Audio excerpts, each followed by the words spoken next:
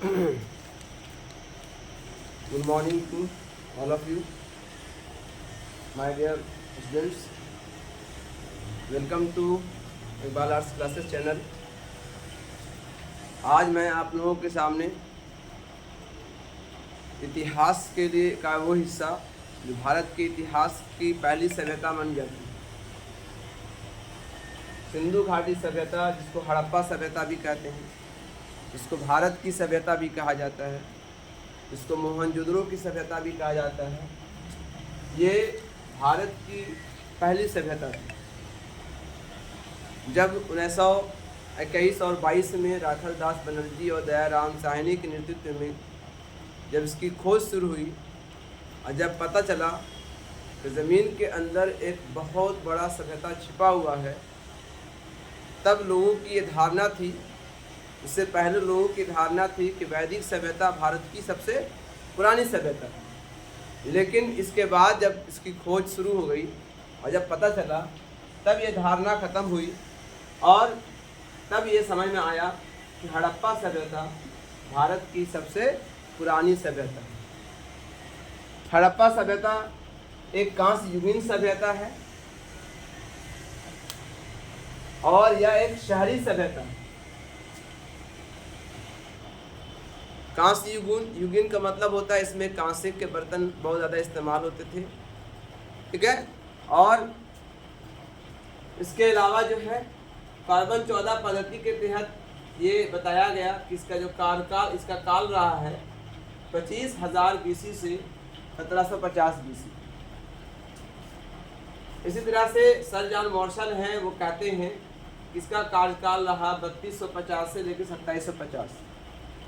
बहुत सारे इतिहासकार हैं जिन्होंने अलग अलग पीरियड बताया है सिंधु घाटी सभ्यता के बारे में। लेकिन चूँकि ये एक प्रोटो हिस्ट्री है, प्रोटो हिस्ट्री में जो है जो भी डेट होता है वो एग्जैक्ट सच नहीं होता है, बल्कि वो एक अनुमान के तहत लिखा जाता है, इसलिए ये सब सत्य नहीं माना जाता है। लेकिन कुछ प्रूफ ऐसे हैं जिस प्रूफ से ये सत्य कह सकते हैं कि सिंधु घाटी सभ्यता का जो काल रहा 2500 BC से 50 BC, और ये सर्वमान्य रहा। सर्वमान्य इसलिए हुआ है सर्वमान्य क्योंकि ये साइंटिफिक रिसर्च है। तो साइंटिफिक रिसर्च होता है, कार्बन 14 पद्धति जो है ये साइंटिफिक रिसर्च है और ये सही माना जाता है।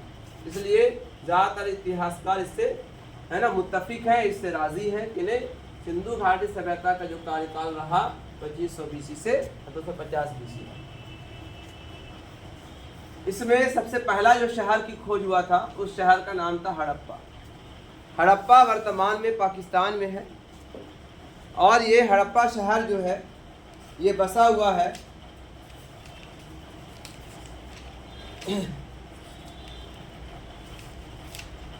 हड़प्पा शहर बसा हुआ है पंजाब के पाकिस्तान में रावी नदी के किनारे। ज़िला का नाम मंटगुमरी है। तो ये हड़प्पा सभ्यता, ये पहली सभ्यता की खोज हुई। उसके बाद दूसरी खोज हुई 1922 में, जिसका नाम था है ना मोहनजोदड़ो। राखल दास बनर्जी ने इसकी खोज की थी। तो राखल दास बनर्जी ने खोज की, इसका नाम था मोहनजोदड़ो। मोहनजोदड़ो का अर्थ होता है मुर्दों का ठीला। और ये जो है पाया गया है, ये भी पाकिस्तान के अंदर सिंध प्रांत में है।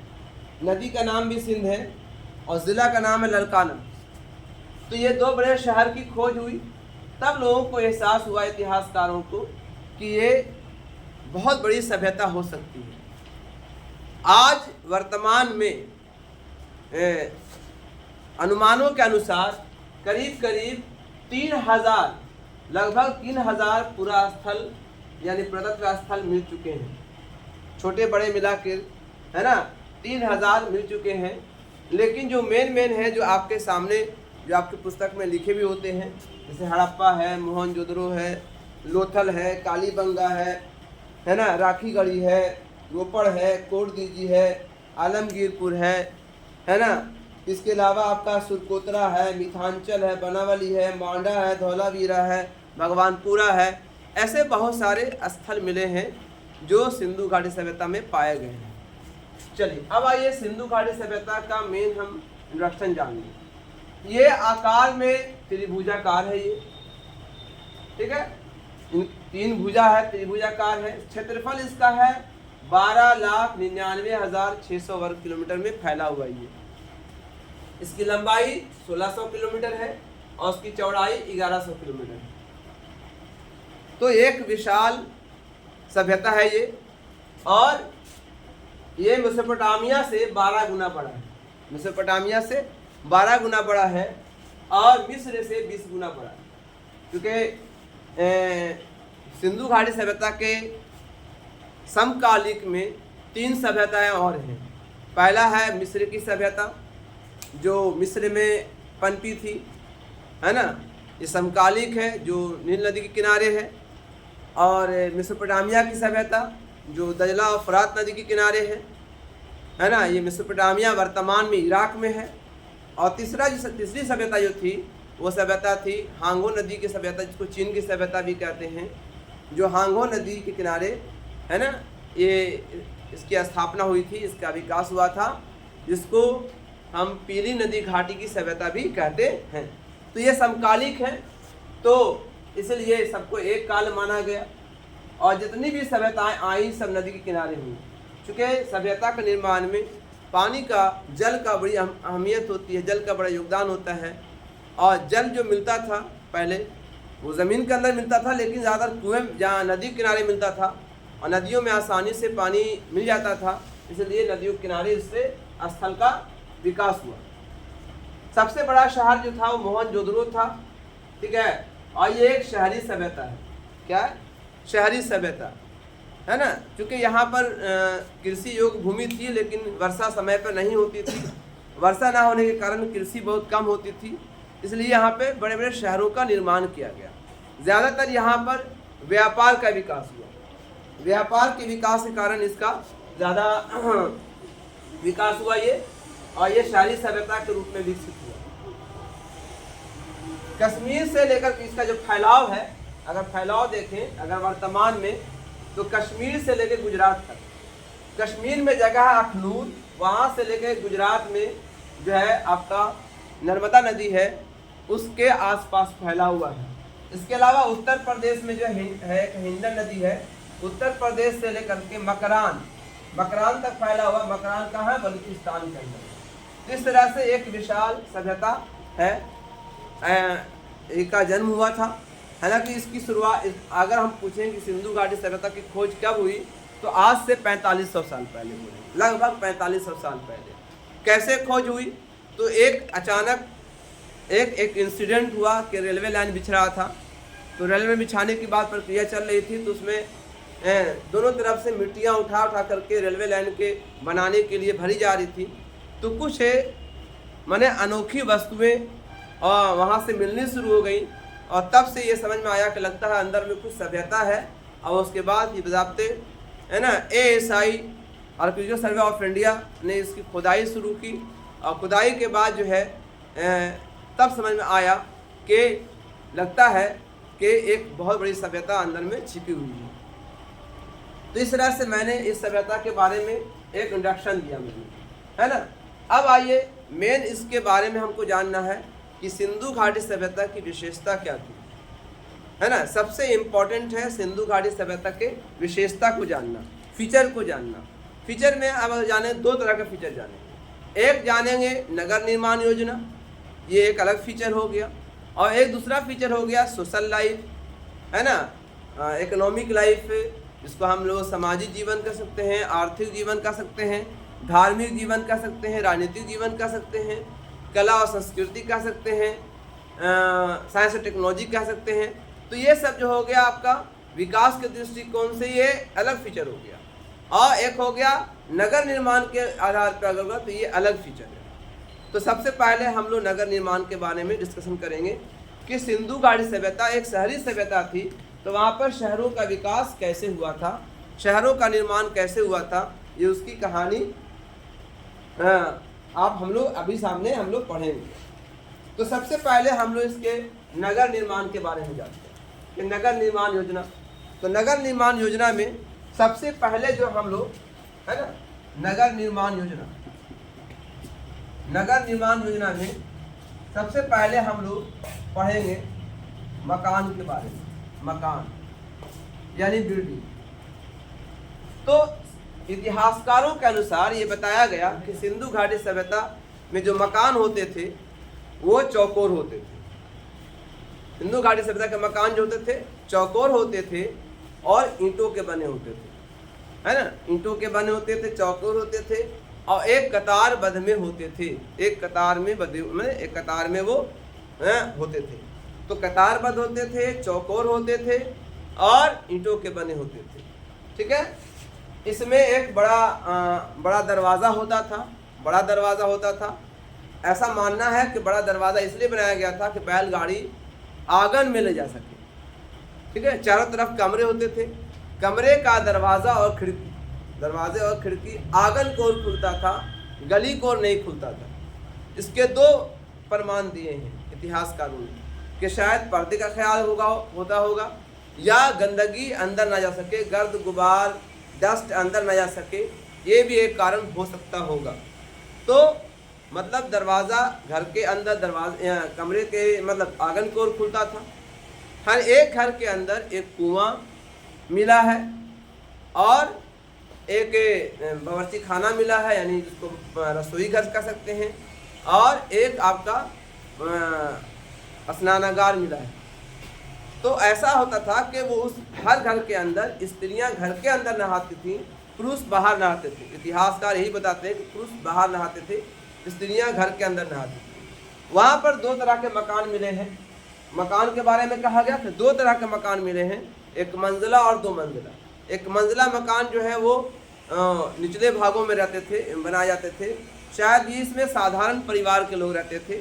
साधारण मतलब जैसे हो गया आपका किसान, कारीगर, सुनार, लोहार, बढ़ी, ये सब होते थे। और जो ताजिर किस्म के जो होते थे, जो बिजनेसमैन होते थे, जो व्यापारी वर्ग के लोग होते थे, ये ऊंचे स्थानों पर बनाते थे और इनके मकान दो मंजिला होते थे। इनके मकान दो मंजिला होते थे। तो इस तरह से ये दो तरह के मकान है ना। तो मकान जो होते थे ईंटों के बनते, बता दिया आपको। ईंटों की जुड़ाई जो होती थी चूने और जो है खड़िया मिट्टी का ये बना करके, लेप बना करके, या कहिए कि है ना जैसे सीमेंट का बनाते हैं वैसे लेप बना करके उसको जोड़ा गया था। तो मकान के बारे में बता दिया मैंने। मकान ईंटों के बने होते थे, चौकोर होते, कतारबद्ध होते थे। ठीक है, क्लियर हो गया।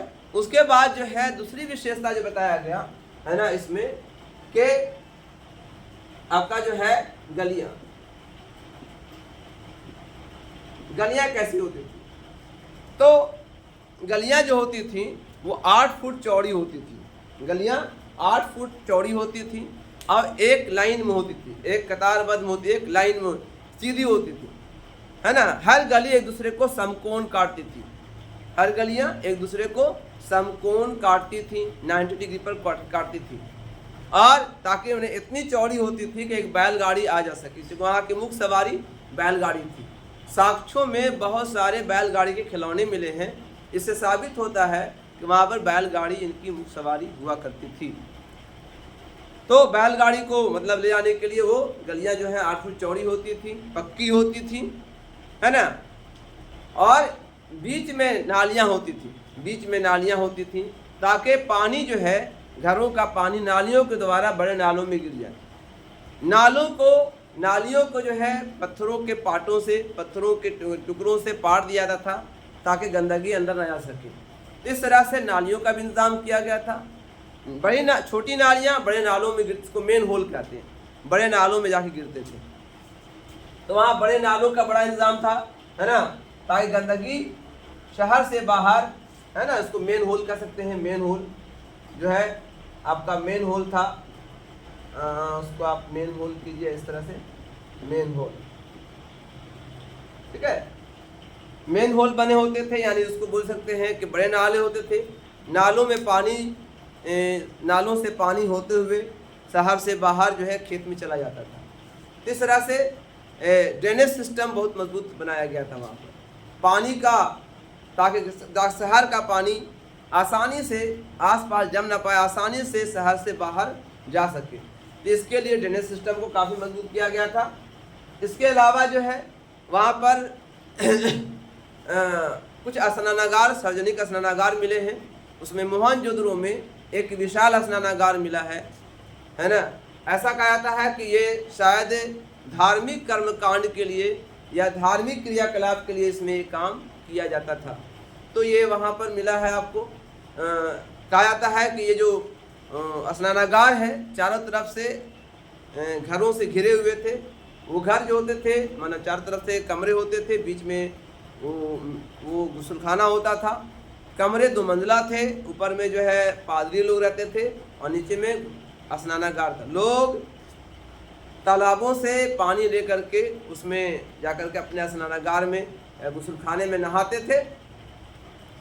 तालाब में पानी भरने के लिए 2 कुएं मिले हैं। कुओं से तालाब में पानी भरा जाता था। तालाब जो है 8 फुट गहरा था, 12 फुट चौड़ा था और 22 फुट लंबा था। ऐसा भी कहीं पर कुछ है, कहीं पर कुछ है, लेकिन लगभग ऐसे अनुमान है कि इतना ही बड़ा चौड़ा हुआ करता था। तो इस तरह से जो है वहाँ पर एक विशाल स्नानागार भी मिला है।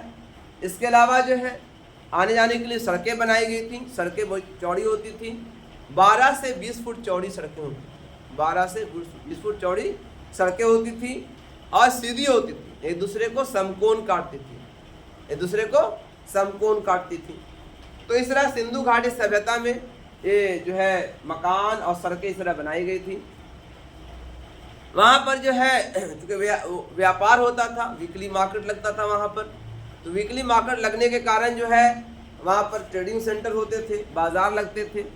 तो हर शहर के अंदर जो है अन्नागार मिला है। अन्नागार का मतलब क्या होता था, है ना, कि वहाँ पर अनाजों को भंडारण किया जाता था। जो गाँव से लोग जो है जो भी अनाज लेके आकर बेचने आते थे बाज़ारों में, यहाँ के ताजिर लोग, व्यापारी लोग, बिजनेस, है ना, वो सारे अनाजों को संग्रह करते थे अन्नागारों में और फिर यहाँ से फिर वो जो है नाव में लाद करके दूसरे इलाकों में, दूसरे क्षेत्रों में व्यापार करने के लिए जाते थे। तो वो लोग मतलब व्यापारी वर्ग के लोग जो है व्यापार करते थे। तो वहाँ पे अन्नागार मिला भी है। और एक आपका बंदरगाह मिला लोथल में, है ना। वहाँ पर जो है बंदरगाह, चौड़ा बंदरगाह मिला है, बड़ा बंदरगाह मिला है। वहाँ पर नावें भी मिली, नावों के साक्ष्य मिले हैं। तो वहाँ मतलब बंदरगाह भी होता था। इसके अलावा जो है एक बड़ी बिल्डिंग मिली है, सार्वजनिक बिल्डिंग। शायद वो बिल्डिंग जो है सार्वजनिक कामों के लिए इस्तेमाल किया जाता होगा। वहाँ पर बुद्धिजीवी लोग बैठते होंगे और शहर के विकास के लिए योजनाएं बनाते होंगे, है ना। क्योंकि वहाँ पर कोई सरकारी तंत्र नहीं मिला है, कोई सरकार था या कोई ऑफिस थी या कोई प्रधानमंत्री था या कोई राजा था, ऐसा कुछ नहीं मिला है ना। इतिहासकार कहते हैं कि वहाँ पर बहुत सारे पादरी की मूर्ति मिली है। तो उनको पादरी राजा कहा गया, प्रीस्ट किंग कहा गया। शायद उन्हीं के मशवरे से सारा काम होता होगा, वही ये काम करवाते होंगे, इसलिए अनुमान लगाया गया कि उनको पादरी किंग कहा गया। तो वहीं पर बुद्धिजीवी लोग जो है सार्वजनिक स्थल पर यानी बिल्डिंग होती थी, उस बिल्डिंग में बैठते थे और बैठ करके जो है शहर के मैनेजमेंट को देखते थे, शहर के नियोजन को देखते थे, शहर का काम करते थे। तो इस तरह से ये एक प्रकार का विशेषता रहा जो सिंधु घाटी सभ्यता का विशेषता। ये तो सिर्फ हुआ उसके जो है स्ट्रक्चर कैसा था, बनावट कैसा था, है ना, मकान कैसे होते थे, गलियां कैसी होती थी, सड़कें कैसी होती थी, स्नानागार कैसे होते थे, सामुदायिक भवन कैसे होते थे, अन्नागार कैसे होते थे, लोथल कैसे होते थे, सारी कहानी इसके अंदर आपको आ गई। इसको डिटेल भी कर सकते हैं, तो बुक में जाइएगा तो आपको ये वीडियो बहुत लंबा हो जाएगा, है ना। तो ये वीडियो हम यहीं पर अंत करते हैं। अगले क्लास में हम जो है सिंधु घाटी सभ्यता के जो है उन चीज़ों के बारे में बात करेंगे, जैसे कि सिंधु घाटी का समाजी जीवन कैसा था, आर्थिक जीवन कैसा था, राजनीतिक जीवन कैसा था, है ना, संस्कृति कैसी थी, कल्चर कैसा था, विकास कैसे कैसे हुआ था, क्या क्या चीज़ों का विकास किया था इन लोगों ने। तो उन सारी चीज़ों को हम अगले टॉपिक में, अगले, है ना, पार्ट 2 में हम इसको देखेंगे और पार्ट 2 में इसको डिटेल करेंगे। अभी सिर्फ हमने आपको इंट्रोडक्शन दिया कि सिंधु घाटी सभ्यता का शुरुआत कैसे हुआ था, कहाँ हुआ था, कहाँ ये बसा हुआ था, ये सारी कहानी मैंने आपको कहा। ये वीडियो कम्पिटिटिव लेवल पे भी बहुत अच्छा है, बहुत ही लाभदायक होगा। साथ में जो है जो बच्चे इंटर के हैं या बीए के बच्चे हैं तो उनके लिए बहुत ही ये उपयोगी है। इसलिए इस वीडियो को सब्सक्राइब कीजिए, लाइक कीजिए, शेयर कीजिए। और मैं आपसे गुजारिश करता हूँ कि मेरा चैनल है Iqbal arts classes bye Iqbal sir, वो नाम लिखा हुआ है, उसको आप प्रमोट कीजिए, लोगों को कहिए ताकि हम ग्रो कर सकें। तब आप लोगों को समय समय पर जो है इतिहास के, ज्योग्राफी के, पॉलिटिकल साइंस के, होम साइंस के, फिलॉसफी के, इकोनॉमिक्स के, है ना, वीडियो बना करके आपको देते रहें। मेहनत कर रहे हैं, अगर इसका लाभ नहीं मिलता है तो फिर हमारी मेहनत बेकार जाएगी। इसलिए हम आपसे गुजारिश करते हैं कि इस वीडियो को सुन करके, है ना, दूसरों को शेयर कर दें। शेयर करने में क्या जाता है, सब्सक्राइब करने में क्या जाता है, लेकिन अगर आप ऐसा करेंगे तो हमको प्रोत्साहन मिलेगा। अगर प्रोत्साहन मिलेगा तो हम और आगे बढ़ सकते हैं। Thank you.